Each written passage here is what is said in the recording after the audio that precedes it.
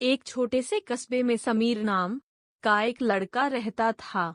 बचपन में ही पिता की मृत्यु हो जाने के कारण परिवार की आर्थिक स्थिति बड़ी दयनीय थी। समीर की माँ कुछ पढ़ी लिखी जरूर थी, लेकिन उतनी पढ़ाई से नौकरी कहाँ मिलने वाली थी। सो घर घर बर्तन मांज कर और सिलाई बुनाई का काम करके किसी तरह अपने बच्चे को पढ़ा लिखा रही थी।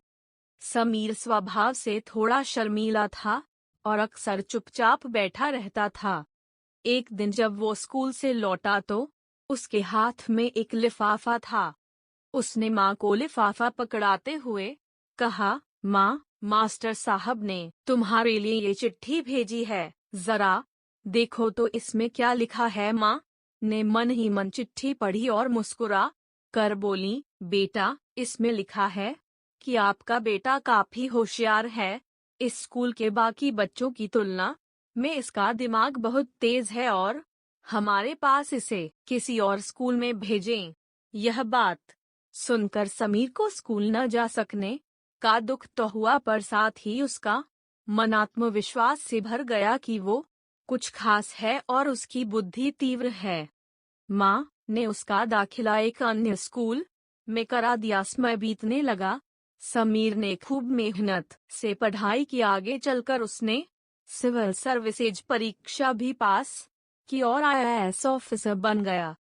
समीर की माँ अब बूढ़ी हो चुकी थीं और कई दिनों से बीमार भी चल रही थीं, और एक दिन अचानक उनकी मृत्यु हो गई। समीर के लिए ये बहुत बड़ा आघात था। वह बिलख बिलख कर रो पड़ा। उसे समझ नहीं आ रहा था कि अब अपनी माँ के बिना वो कैसे जिएगा। रोते रोते ही उसने माँ की पुरानी अलमारी खोली और हाथ में उनकी माला, चश्मा और अन्य वस्तुएं लेकर चूमने लगा।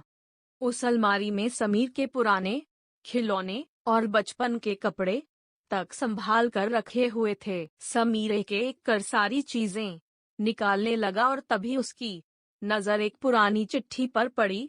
दरअसल ये वही चिट्ठी थी जो मास्टर साहब ने उसे 18 साल पहले दी थी। नम आंखों से समीर उसे पढ़ने लगा। आदरणीय अभिभावक, आपको बताते हुए हमें अफसोस हो रहा है कि आपका बेटा समीर पढ़ाई में बेहद कमजोर है और खेल कूद में भी भाग नहीं लेता है।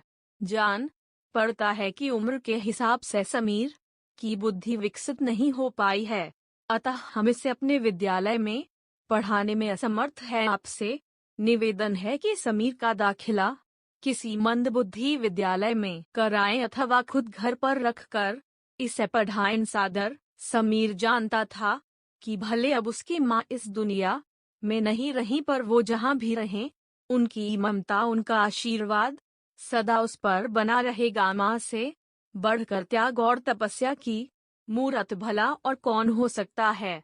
हम पढ़ लिख लें, बड़े हो कर कुछ बन जाएं, इसके लिए वो चुपचाप ना जाने कितनी कुर्बानियाँ देती है। अपनी जरूरतें मार कर हमारे शौक पूरा करती है।